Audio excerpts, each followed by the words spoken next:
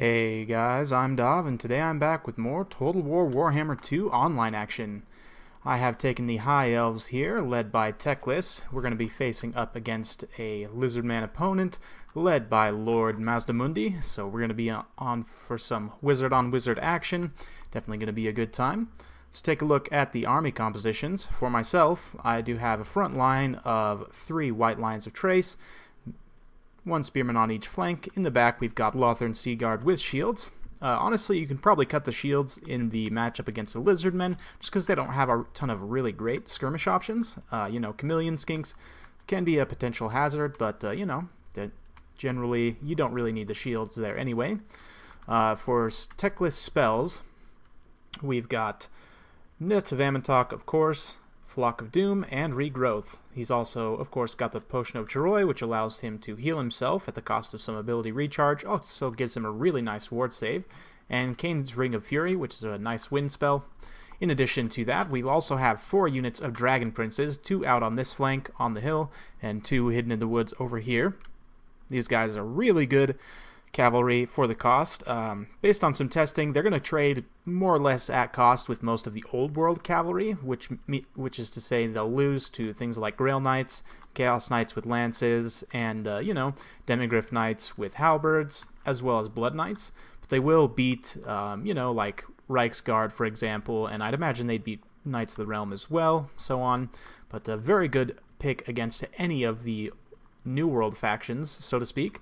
For the Lizardman build here, his front line is a mix of Skinks and Saurus. He's got, of course, Mazdamundi on Slack for his spells. Let's have a look here. He's carrying Nets of Amantok, Comet of Cassandora, Apotheosis, and looks like, of course, Ruination of Cities and Banishment as well. He's got a Revivification Crystal here in the center, Skink Chief on this flank with another one here. He's also got 1 Laser Lizard, Solar Engine, 2 Chameleon Skinks out here wide. And that's pretty much it. It looks like another Laser Lizard here, and 1 unit of Cold One Spear Riders here, and I believe 1 also... Nope, just that 1. So, because he can't see the Dragon Princes on this side, he's going to pull his Cold One Spear Riders over around to this flank to try and protect against this group of Dragon Princes. These guys will lose pretty hard to Dragon Princes, even in a straight-up charge situation. They just don't have the pure combat stats to stand against the Dragon Princes. Dragon Princes have, of course, Martial Mastery, which means when that is active, they actually have 44 melee attack and 42 melee defense, which for a heavy cavalry unit is excellent. Of course, they have an 80 charge bonus, which is up there with the highest tier in the game, 110 armor, and that physical resistance. Fire resistance isn't super pertinent in this matchup, but they do have it as well, so something to make a note of. In the future with Mortal Empires, Knights of the Blazing Sun are probably a no-go against the High Elves. I'd imagine they'd be very, very poor against the Dragon Princes. But we're just going to try and advance here and try as much as possible to use the terrain for cover from these Laser Lizards. But, should be okay. These 2 here are going to spring a trap, and I'm just going to start some early cycle charging in on this flank.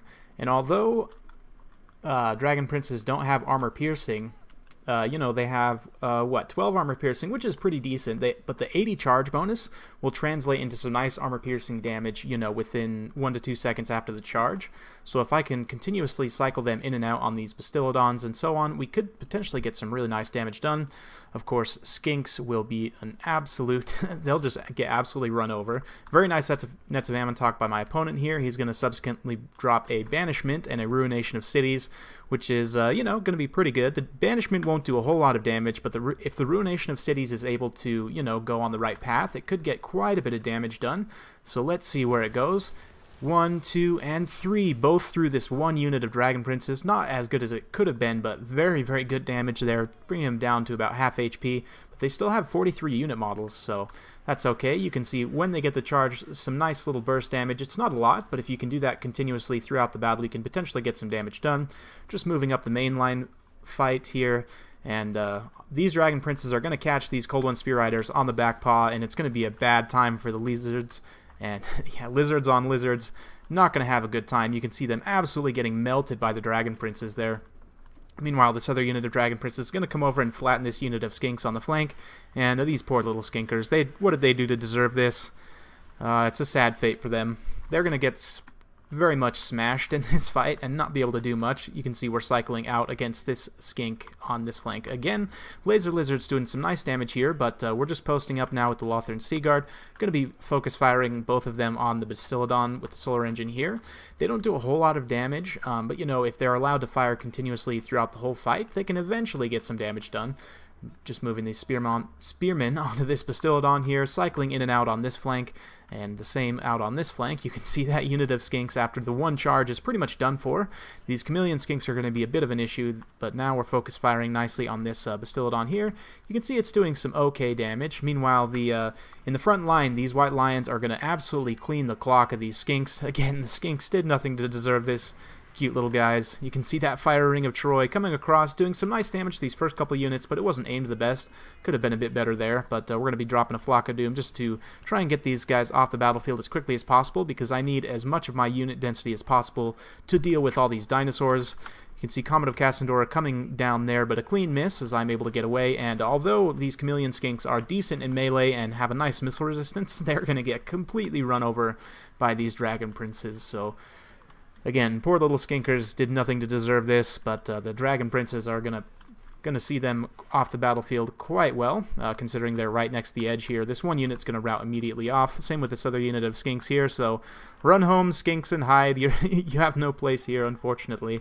But Mazdamundi himself is very, very healthy. This one Bastiladon here with the solar engines, about 60% HP.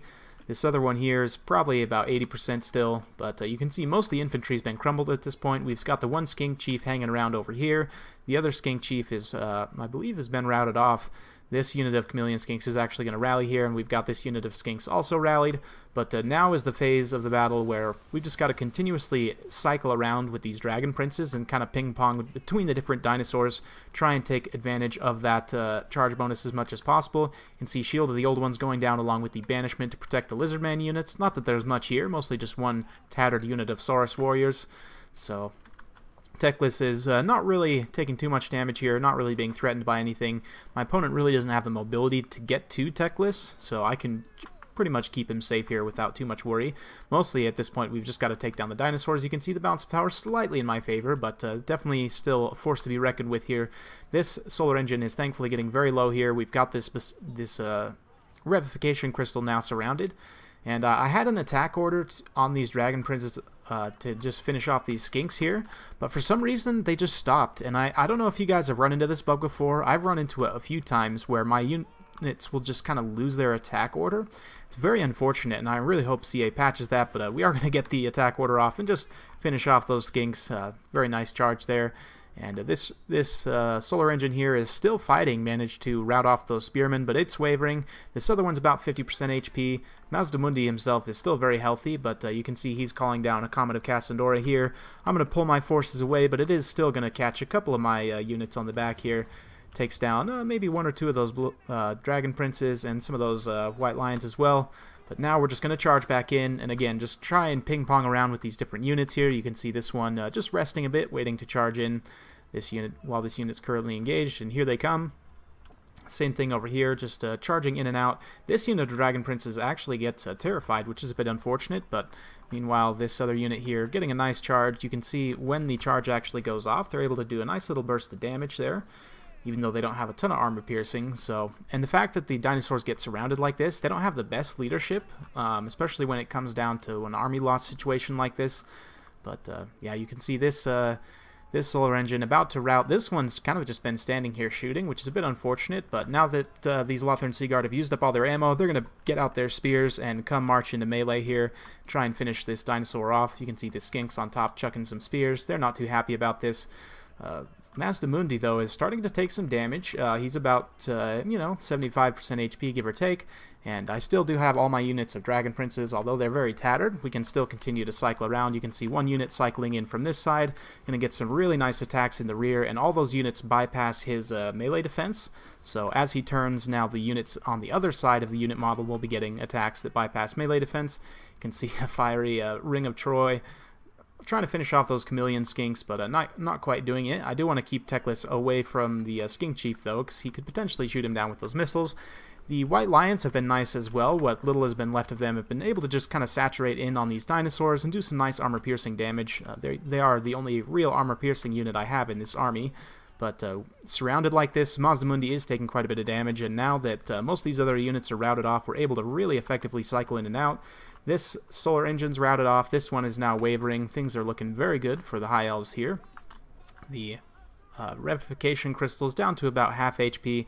Skink Chief's trying to come back and support against these white lions, who are probably going to rout off, but we're now going to cycle the Dragon Princess out here and prepare for some more charges, bringing these white lines of trace in here to just continue to do armor piercing. It looks like the other one unfortunately getting terror routed off, but this other one here going to get some nice armor piercing attacks in, and charging back in with a couple of these guys. The other ones are just kind of waiting. They are exhausted at this point, so if I can rest them as much as possible, I would like to, but I decided, you know what, let's just try and finish off Mazdamundi here. We'll break him on leadership. If we can break Mazdamundi, army losses are getting pretty close at this point, so we should be able to just charge in and out and, you know, kind of finish things off here.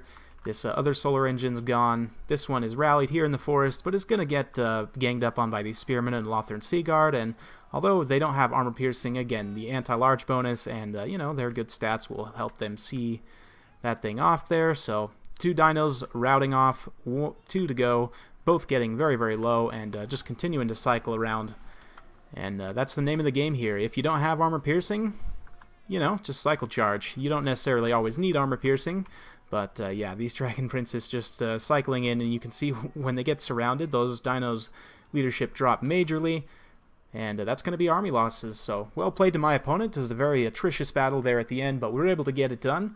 And let's take a look at the army breakdown. So you can see all those Dragon Princes, between 1 to 2 chevrons each, a lot of kills, despite my opponent not having a ton of unit models. I guess he did have a ton of skinks, and they just got absolutely rode down by those Dragon Princes. Then once they were gone, we were able to just really effectively cycle in and out in all those dinos, and just, you know, eventually wear them down over time. The Lothern Sea Guard also did very well. Although they didn't get any kills, they were just continuously poking away at those solar engines, which is very nice. White Lions did some great work in the front line, and then were able to help out with a bit of armor-piercing damage. And the Spearmen, you know, again, just doing some nice anti-large. Teclis is pretty good in this matchup. He's a little bit risky just because he's kind of squishy, but that Potion of Troy definitely helps make him a little more survivable, and of course he has a really nice selection of spells. For my opponent, Mazdamundi getting 98 kills and some really nice magic work done on all those Dragon Princes. Unfortunately, it just wasn't quite enough. The skink spam really didn't do anything, unfortunately. Those guys just got rode down and routed off. Same with these chameleon skinks. They didn't get too much work done either. The Saurus did a little bit better here, but, you know, not a ton of kills. This one solar engine, 89 kills in an XP chevron, is excellent. The other solar engine didn't quite pay for itself.